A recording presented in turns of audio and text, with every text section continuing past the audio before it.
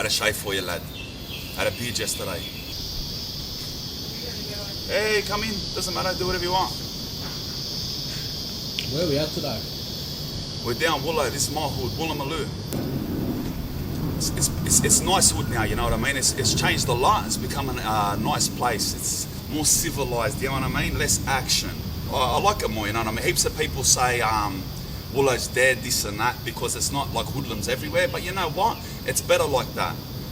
You know what I'm saying? Yeah. Yeah, bro. So I love it here. I used to live near Broadway Shopping Centre. I went to school over Glebe and at Ultimo. I grew up over there, bro. Glebe was about like drinking, getting drunk and fucking punching on and stuff like that. I was a bit more about fucking getting money, chopping in, a bit more action, you know what I mean? Yeah, bro. So I was even when I was living out there, it's only fucking 2 streets away, but even while I was living there, I was still hanging around here, you know what I mean? Yeah. Always, even before I lived here, I always looked at myself as a Wooloo boy. But now it's been like 16 years, I'm full entrenched.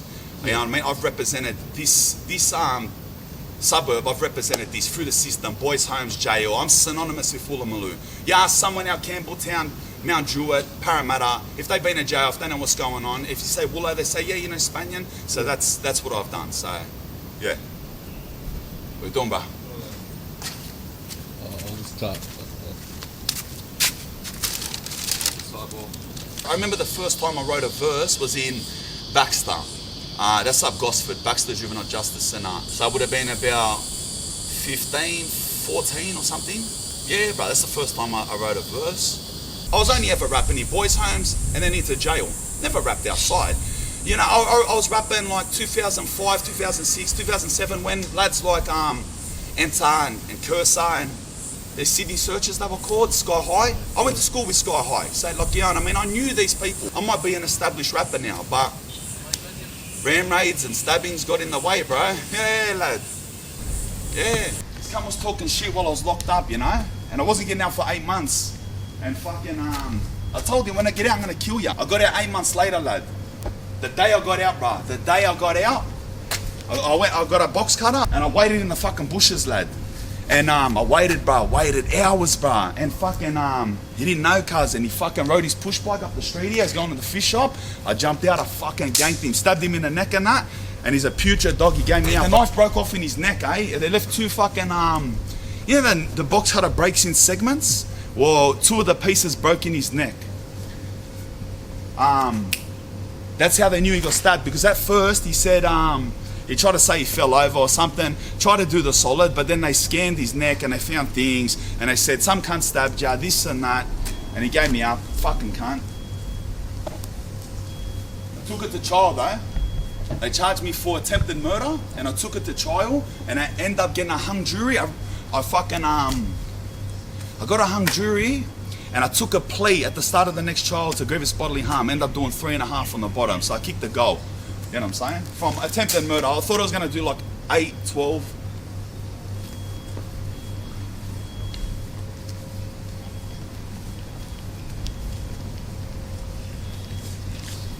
Right here, exactly here. Yeah, and I pimp slapped him too, lad, I remember. Gave him a couple hits, bang, stab, and he was on the floor doing his thing, bang. Pimp slapped him. I will catch you. I will catch you. Don't talk shit. I will get you. You know what I mean? So I was always known as a jail rapper. You know what I'm saying? People in jail would always say, bro, if you get out, you will kill it. You should see what's going on in Oz hip hop. They need you, that you'll kill it. You know, you're better, this and that. And I always say, yeah, bro, when I get out, I'll do it. I'll get out, I'll fucking rap, I'll kill it. But the day I get out, bizzo, I got no time for rap. Do you know what I mean? So my last album was like 5.5 years. The first year or 2, I was on remand with Spinner. And he heard me rap, like say, I perform in the yards, bro, you know what I mean? Like, yeah, you're a yard rapper. Yeah, bro, I was a yard rapper, lad, and I had hard bars, bro, hard bars. And Spinner, like, he was starting to write his fucking raps, and he was in a different yard. And he heard me, and he come up, and and he said that same thing, lad. He said, fucking, bro, when you get out, you should kill it, cunts to love ya, this and that. I was like, yeah, it's same old yarn, continuous this and that. Anyway, I got out this time, and gave nothing to it, you know what I mean? No thought to it, whatever, bro. You know, I do what I do. And he actually contacted me.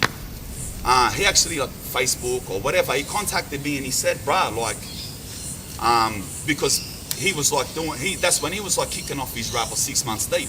So he said, he goes, lad, like, what are you doing, bruh? Like, the scene's ready to pop. You're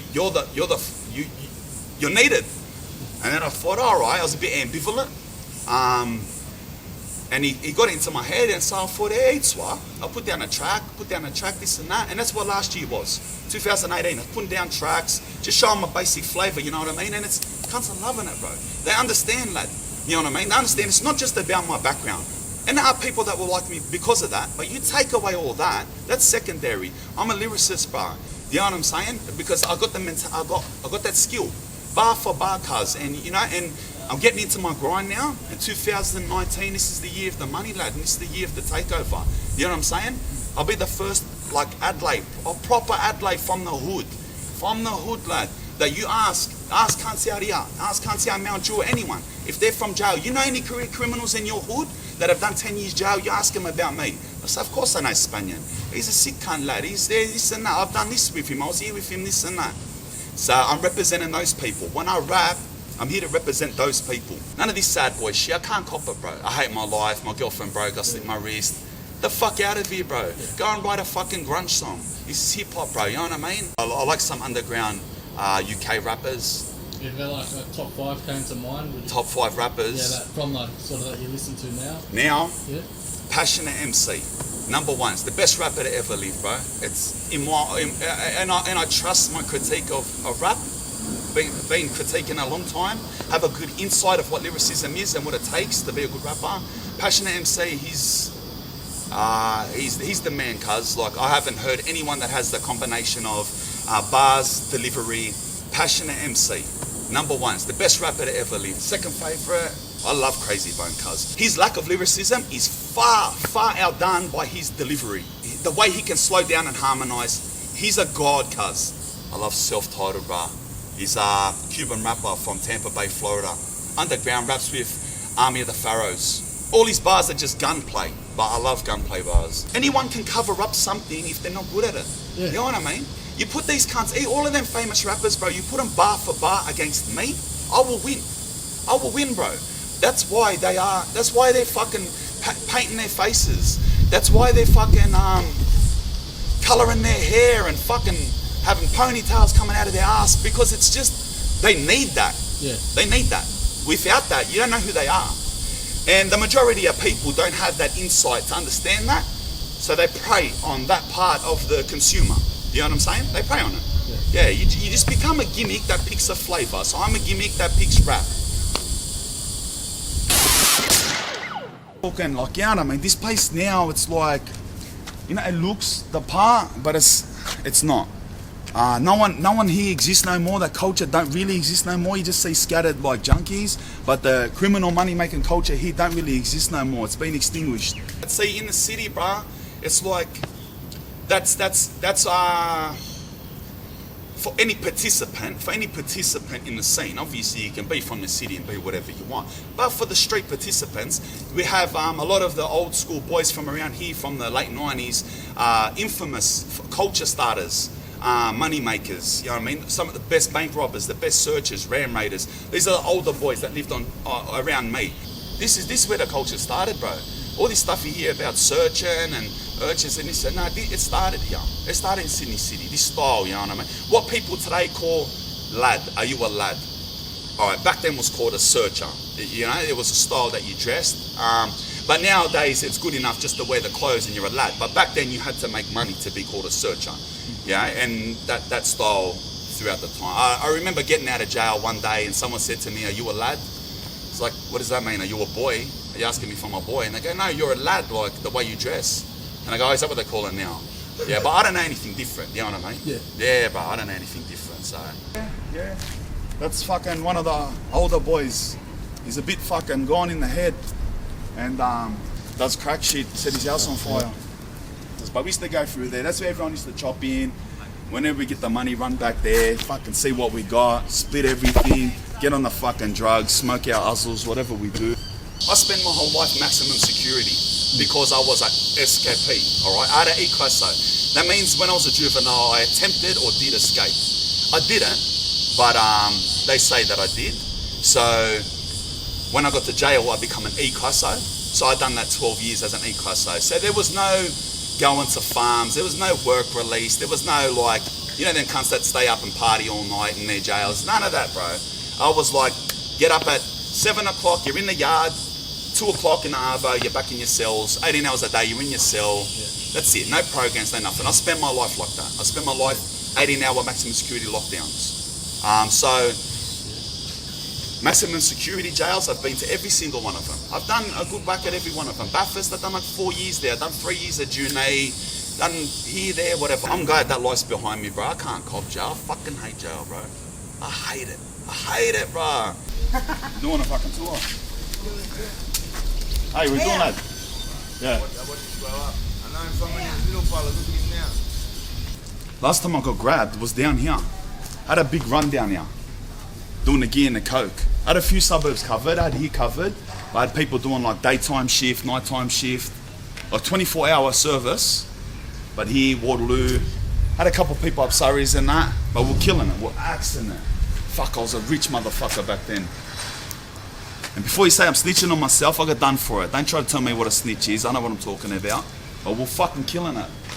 Pulling it about, I swear, probably about 25 grand a night. Fucking axing it, man. I was done, silly. Stacks that high of fucking surveillance. Don't plead guilty. But fucking, yeah, like I was in a position that I just had to plead guilty. There's no fight in that. Too much talking on the phone, you know? Don't talk on the phone. I learned my lesson. This is where all the umbays hang. So we're gonna get around the fucking homelessness. The local kennel, that's the local kennel. Yeah, I got all the permission, bro. From myself. Film wherever we want. Cover your face if you want. You wanna cover your face? Cover your face. You're fucking tailbit. You're fucking tailbit. You wanna come have a crack, do ya? Come for a walk. Let's have a crack, brother. Come up the lane, bro. He's the one that fucking put my voice, huh?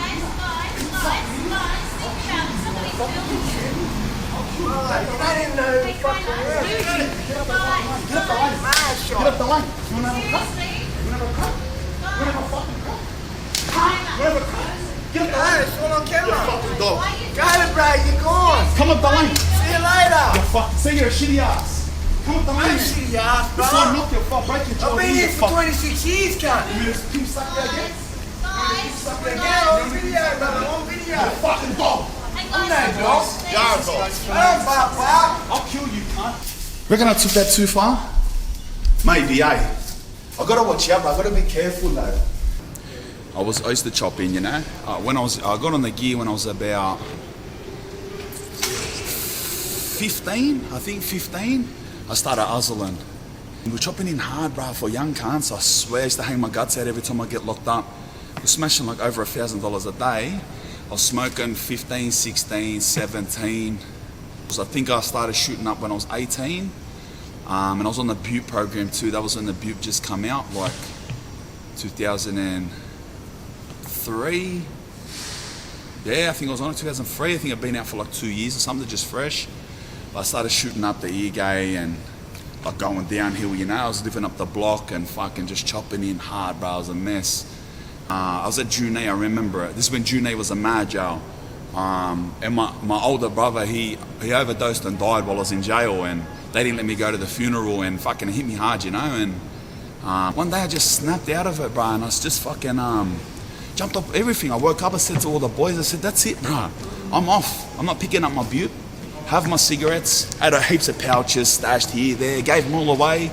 Jumped off, and I jumped off the Butte, bro, and that was like 12 years ago. 12 years ago. It was 2007, end of 2007. So it's been 12 years now. No drugs, no cigarettes. I don't drink, nothing like that. You know what I mean? So that was 2007. 2009, my best mate overdosed and died. Then last lag, and my mate fucking got a bit cooked on the ice and hung himself. These are my best mates, you know, my older brother and 2 out of my 4 best mates. So out of my older brother and my 4 best friends, there's only 2 people alive now. And I know plenty of other people that have died too, people that I don't class as best friends, but are friends. overdosing and stuff like that. Whether you're going to be a criminal or you're going to be legit, you're only going to succeed. You can only be a fucking sick cunt if you're not on drugs. But when I was chopping in, I thought I was a cool cunt, had all my mad clothes on. Just a chat, you know what I mean? And so I kept my criminality going, but I just went about it as a cool cunt, you know what I mean? Trained, got all tattoos, done the fucking all the goods and bought all the cars and motorbikes and jewelry and this and that. Born Adlai. That's one of the boys, he's rich. He lives in the rich hood. He's succeeded. He's succeeded. I'm not going to say he's legit, but I'm coming back for the boys no matter what. It's right, I'll see you later, right? Yeah, it's on my bro. Yeah, lad, fucking. Yeah, that's the yarn, bro. Fuck. That's him, lad. That's him, brother. That's Spanian SYD, Woolloomoooloo boy, Sydney City.